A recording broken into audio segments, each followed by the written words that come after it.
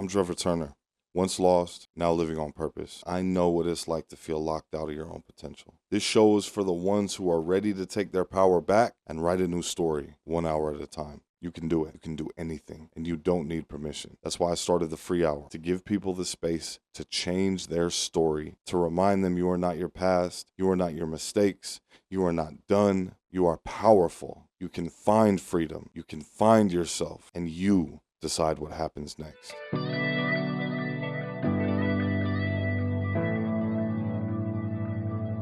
Welcome back to the channel. Welcome back to the free hour. It's your boy Tree, Trevor Turner, and we are back with another video. We are back with another episode in the free hour ABCs, the ABCs of Tree. And this is our mindfulness series where we learn how to slow down, tune in, and grow from the inside out. This is the series that shows you how to use mindfulness as a tool for self-discovery and growth. And we are back with the letter J. The letter J, just to let you know, is going to be joy. Joy in the sense of mindfulness. We just talked about joy in the sense of emotional intelligence. This is basically going to be joy part 2, where we get back to how we can use it for not only our emotional state, but our mental state as well. So let's get to it. How can mindfulness help us cultivate joy, even when life is full of struggle, uncertainty, or pain? So what if joy wasn't something that you had to chase, but something that was already right there, waiting for you? This is something that we talked about before. Joy is not passing, it's not fleeting, it's not something that comes and goes. Joy is not something that we wait for. Joy is something that we cultivate. One of the things that I had to find was that, and I've discovered it when I started to find sparks of joy in the worst situations. I realized that joy was not something that depended upon outside circumstances. It wasn't something that depended upon what other people had going on, what other people were doing. Joy was something that I had to create within me, no matter where I was at, no matter what was going on, no matter who was around me, no matter what they were talking about, no matter what they were doing. And I found sparks of that joy in prison during the toughest times, not because life was easy, but because presence revealed them. When I started to be present in the moment, when I started to be away from the past and not worrying about the future and present in the now, accepting what was going on and ignoring the things that I could not change. Not necessarily ignoring, but just acknowledging the fact that they were there, accepting that that's what it was. And like, if I couldn't change it, I was letting it go until I could change it. And that's how I started to find joy. And this sets up joy as a skill. That's why that matters, because it's not luck, which goes along with the whole message of the free hour. Happiness is a reaction. Joy is a practice. We're going to get into how we cultivate it. So let's go back to defining it once again in case we forgot. Happiness is the fleeting, circumstance-driven, getting the good grade, the money, the recognition. It's that hit of whatever chemicals are in there. The joy is the sustained, rooted in presence, gratitude, alignment. Joy is accepting of what is going on, accepting of who you are, being okay with who you are, being okay with everything that you were born with and what you weren't born with. Instead of comparing yourself to other people, you compare yourself to yourself. You're not worried about what other people may bring to the table. You're not worried about what other people may do better than you. You're just worried about you. You're just worried about what you bring to the table. You're realizing that you are thankful for everything that you got going on. You realize that you are complete and perfect and enough and a blessing, not only blessed, but a blessing to others, just the way you are right now. Obviously, you have potential that you can live up to. Obviously, you can have things that you can do that you're not doing right now. Obviously, you can do better. Like, you can be better. But the thing about it is that as a being, as a whole, you are the finished product already. And you've always been that. That is how we cultivate that joy, because it's like, if I know that this is what I want to do, if something is on my heart so tough or on my mind so tough about what I want to do and what I get lost in doing and the things that I can be fully present in and get into the flow state of, that is because I am the finished product that I am is capable of doing that and being that. Brother David Steindl, Rast, who is a Benedictine monk, author of Gratefulness, The Heart of Prayer, teaches that joy springs from grateful living, not from perfect conditions. When you are able to say thank you for what you do have and not be so focused on what you don't, that is where joy starts to come from. Because I have encountered so many people who don't have the things that we take for granted. I've encountered so many people who don't have all of the things that we got that we complain about. And they are just so much more joyful. They know themselves so much more. They are able to laugh so much more easily. They are able to smile so much easier. They're able to wave at people. They're able to interact with people. They're able to know people and have more positive and healthy relationships with people because they have joy, because they are grateful beings. They are living gratefully, even though they don't have perfect conditions. Emmons and McCullough, Journal of Personality and Social Psychology. Gratitude journaling increases joy, optimism, and well-being. So the first step to joy isn't about changing your life. It's about changing how you see your life. Because if you start to just say thank you for what you got, because the study didn't say that these people all of a sudden started having more shit.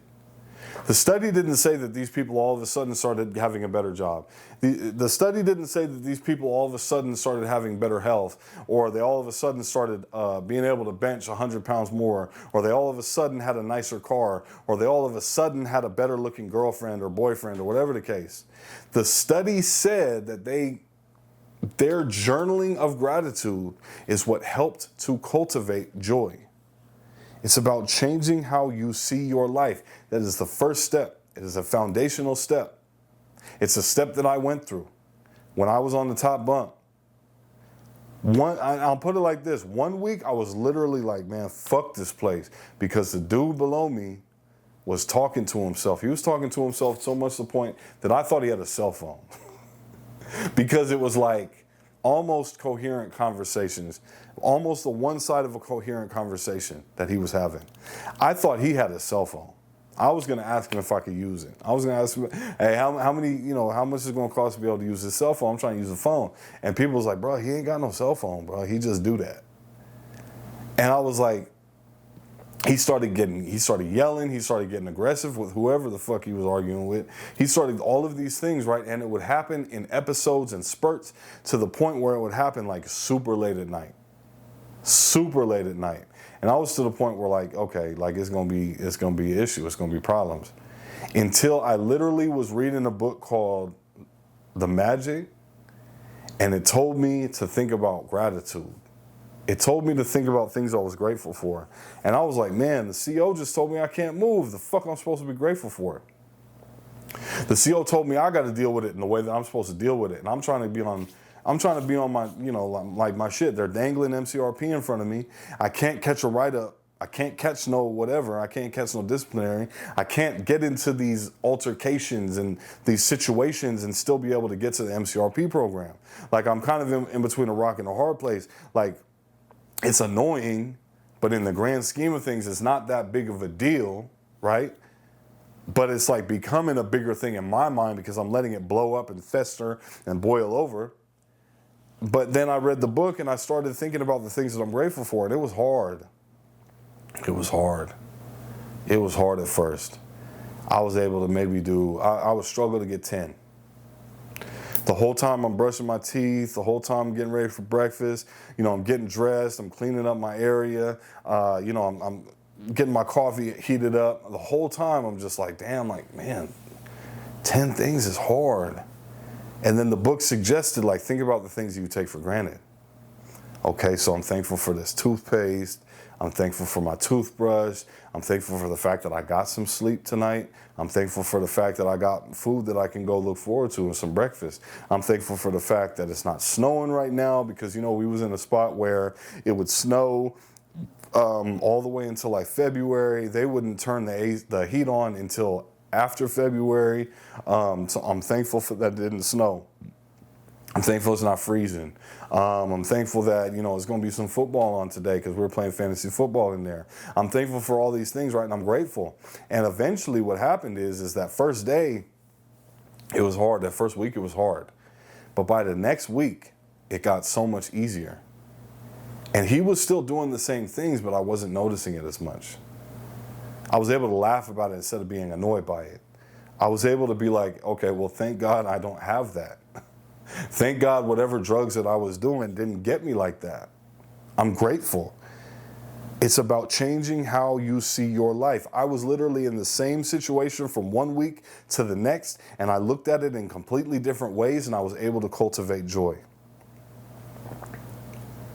So why do we confuse joy with happiness? And how does mindfulness shift that perspective? I confused joy with happiness because I thought it was about being in the perfect situation. I thought it was about having the perfect bunkie. I thought it was about being at the perfect prison. I thought it was about being, having all the money on my books. I thought it was about having the good job that I wanted in the library. I thought it was about this and that and all of these things that were outside of my sphere of influence, outside of my level of control. And because I thought that joy was relying upon things that I was not in control of, I was not allowing joy to come into my life. And we confuse that because that's what we're told to do. That's what we're told that it comes from. That's what we're told that happiness comes from. It comes from everything outside. We're told that joy and happiness are the same thing. And mindfulness shifts that perspective because it's about being content with who you are. It's about being able to look inside and say, okay, I'm not as fast as I would like to be. I'm not as strong as I would like to be. I'm not as tall as I would like to be. I'm not as handsome as I would like to be. I'm none of these things that I would like to be that other people may be, but I'm me. And there's no one else in this world that is me. I can go into my mind and I can be happy with the weird thoughts that I have now. I can be joyful with the weird stuff that goes on now. Now it's no longer weird. I'm no longer worried about the things that I think about. I'm no longer worried about the way that my voice sounds on recording. I'm no longer worried about any of those things because now I have joy that comes from the inside, that just comes from me being me. And that's the difference. I once thought that I'd be happy once I got out, until I found out that being happy meant being happy wherever I was at. No matter where you go, there you are. You are who you are no matter where you go. If you can't be happy in this job, you're not going to be happy at that job. If you can't find joy in this town, you're not going to be happy in that town. The grass is greener where you water it. Okay? And I understand environments can weigh on you. I understand that environments can be unhealthy. I understand that environments can be toxic.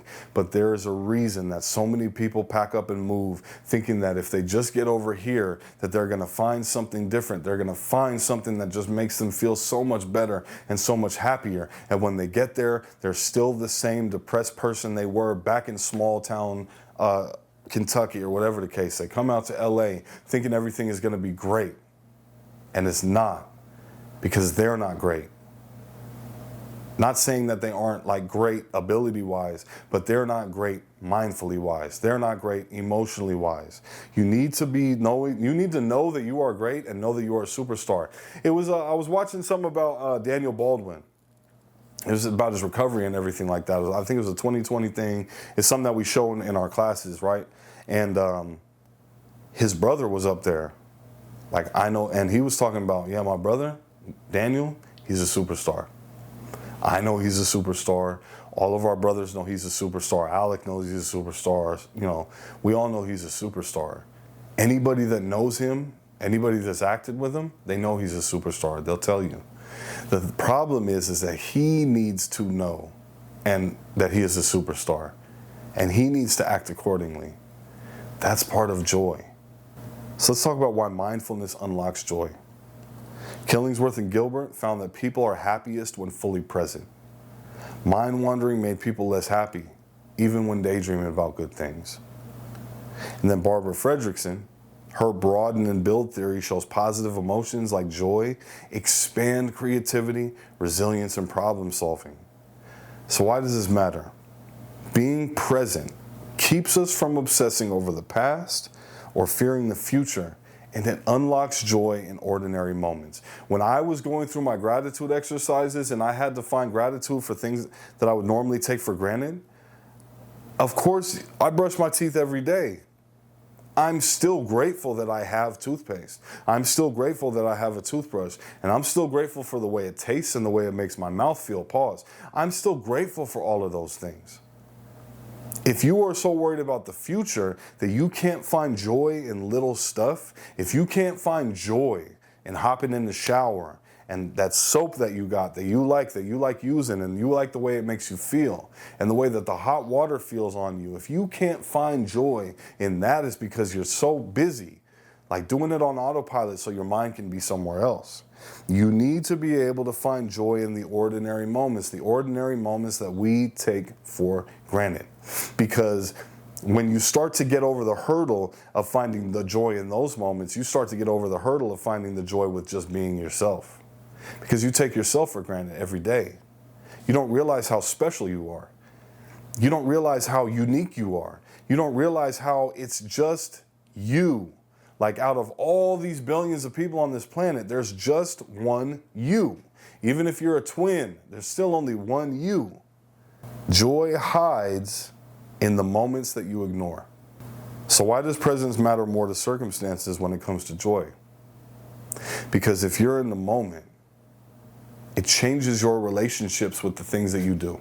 Changes your relationships with the things that you have. Joy doesn't arrive when life gets easier. It arrives when you get present.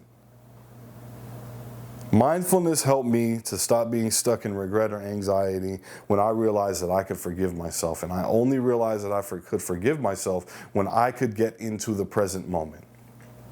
When I stopped ruminating on the past and I stopped fearing the future. Ruminating on the past had me remembering all of the things that I did every single day like they were brand new, like they were fresh. All of the negative things that I did, all of the things that I did to hurt people, all of the things that I did to mislead people, all of the things that I did to, like poison my community and everything like that. All of the things that I did to make people feel anything less than safe. Anything less than 100% around me. All of those things, and I would constantly ruminate it. I'd be so worried about the future also that all these people were going to see me again, and that was all, the first thing that was going to come to their mind, because niggas don't forget, right? When I got into the present, I was able to say, hey, that's the past. Those things already happened. Knowing that those things already happened allowed me to move on. It allowed me to forgive myself. It allowed me to forgive other people from my past. It allowed me to forgive imperfect people who had less than positive impact on my life. It allowed me to realize that I am in this moment. I can't go back, and this moment doesn't even exist yet. So being present allowed me to forgive. It allowed me to process, and it allowed me to just be present so that other things could arrive. I found joy in things like reading again. I found joy in things like journaling. And even in the small connections, even while locked up. And I made a lot of small connections. I'm going to tell you where I made the most connections, because I had a group of people that I would play this game called Pathfinder with. Pathfinder's like Dungeons and Dragons, right? And I used it. At first it was just like an escape. It was like, I'm out of here. I can get away from this place for a little bit, and I was just like, I would get like addicted to it. I need to be doing something other than just being here.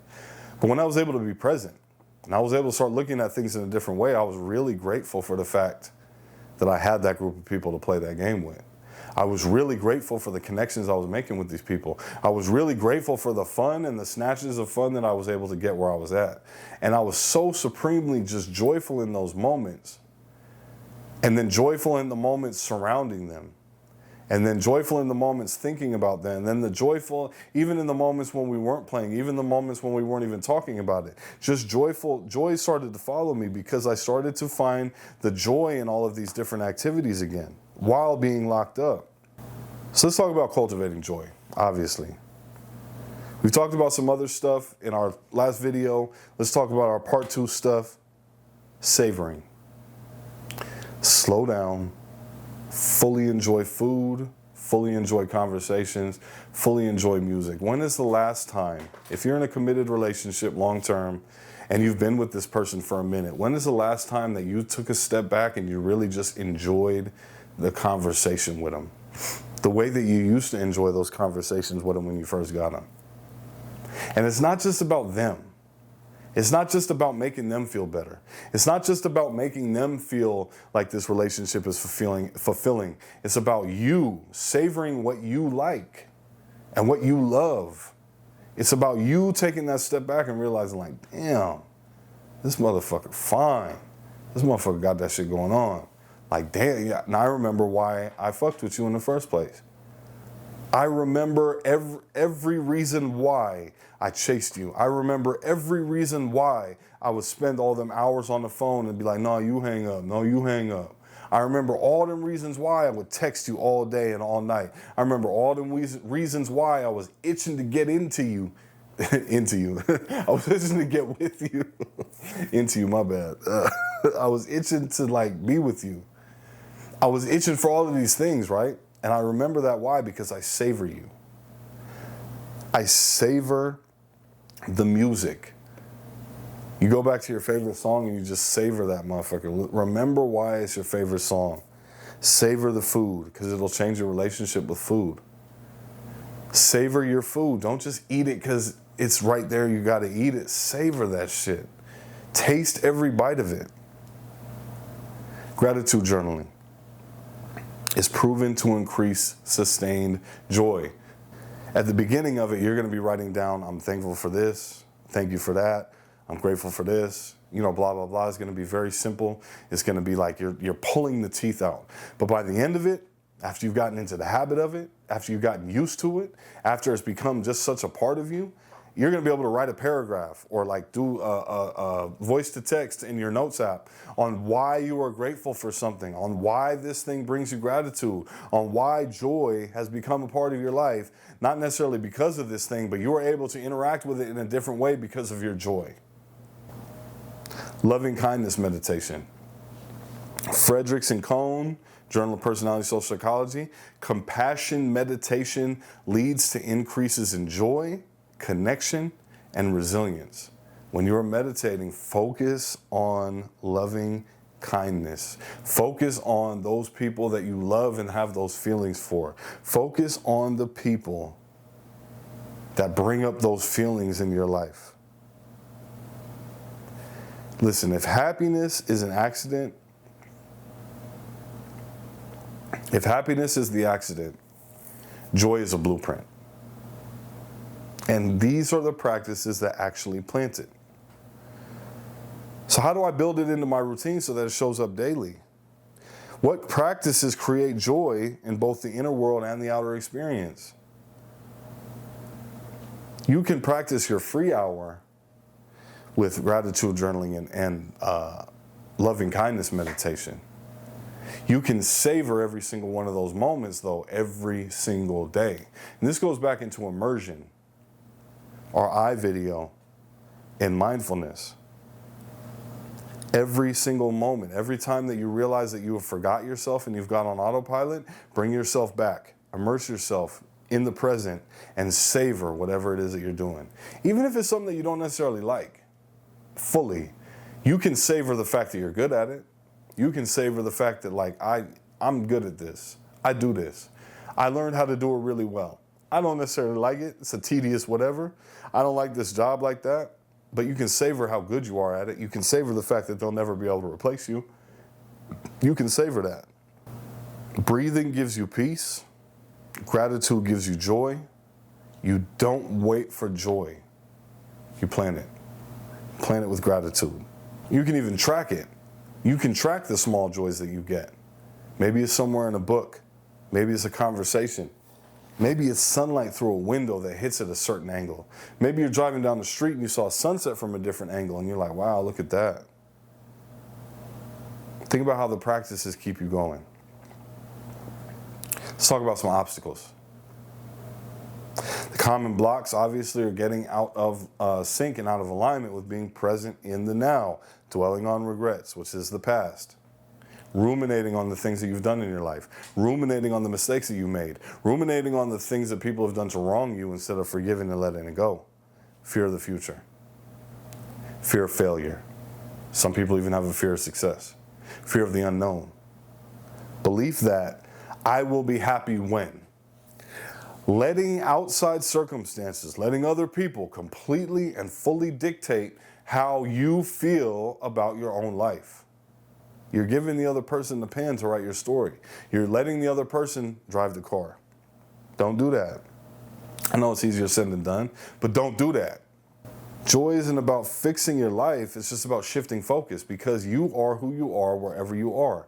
You may be living in a broken situation, you may be living in a broken environment, but you are not a broken person. You are not a broken person. And that is the thing that I don't like, is that we think that these broken environments create broken people. We just create people who have lost connection and lost access to certain things. But at any point in time, you can get it back, because you are enough. You are the finished product. You are the whole and complete and total package. There's just some stuff that you need to heal from. There's just some sicknesses that you need to get over. There's just some blocks to your thinking that you need to work around. But you are enough.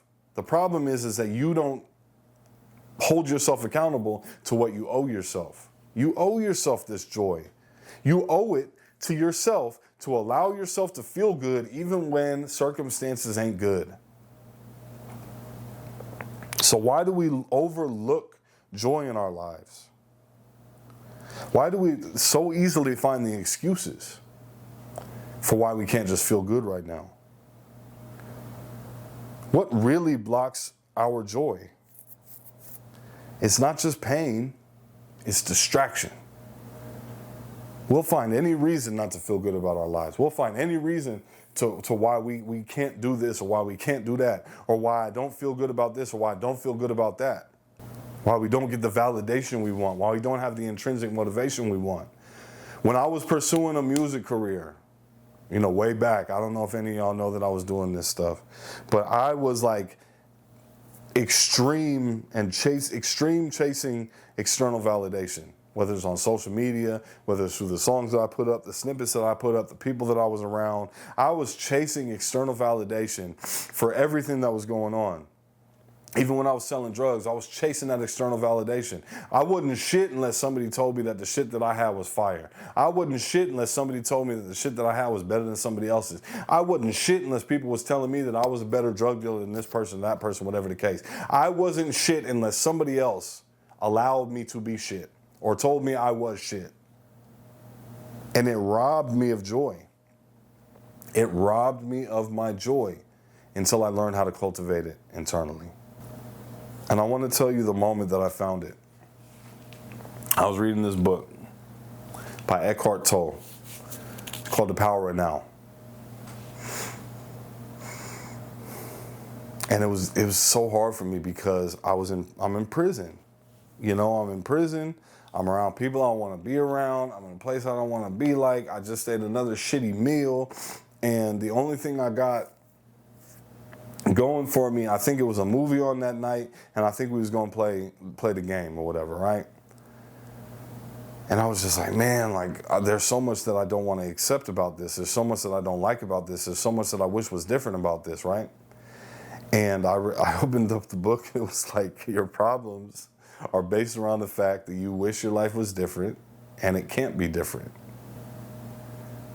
And I was like, well, yeah, it seems so self-evident, self-explanatory. And he was like, well, since it can't be different, why do you spend so much of your energy wishing it was? Why do you feel so sad about the fact that it can't be? Why do you let that dominate you so much? Why do you let that control you so much? Why do you let that dictate how you feel so much? And I realized, damn, there is nothing I can do about this. There is nothing I can do about the fact that I'm in prison. Obviously, okay, the people who would say, there's extreme choice, you always have a choice in literally everything you do. Yes, I could have tried to break out. Yes, I could have tried to kill myself. Yes, I could have tried to do whatever the case, right? But the thing is Like, if you really just go back to it, there's nothing that I could really have done to change that situation. So why not just accept the fact that this is what it is and just be good with it? Be good with how your life is going. Be good with the fact of what you do got instead of worrying about what you don't all the time. And that's how I got to joy. That's how I got to joy, and I started to cultivate it and implement it into my life 1 hour out of each day. Joy can be stuffed into that hour, that 1 hour each day that carries you through your other 23, your free hour. This is why joy isn't just an emotion. It's a foundation for change. Joy supports resilience.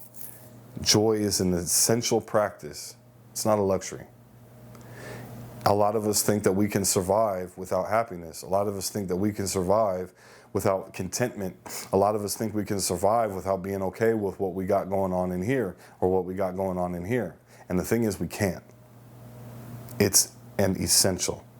I want you to think about the fact that joy is accessible, it's practical, and it's cultivatable through mindfulness. So after you're done watching this video, comment one thing that brings you joy today. Share this video with someone who needs a reminder that joy isn't out there. It's already here. And try one practice this week. Savor, share, journal, and watch joy show up. And come back and let us know about it. Joy is not a reward. It is a way of living. It's not something that comes from anybody else. It's something that comes from us. All right? And that's been your boy Trevor Turner, back with our mindfulness series where we slow down, tune in, and learn how to grow mindfully. All right? It's been your boy Trevor Turner, free hour, ABCs of Tree, free hour ABCs, mindfulness series. Thank you for watching. Like, share, comment, subscribe. Fuck with me. All right? Deuces.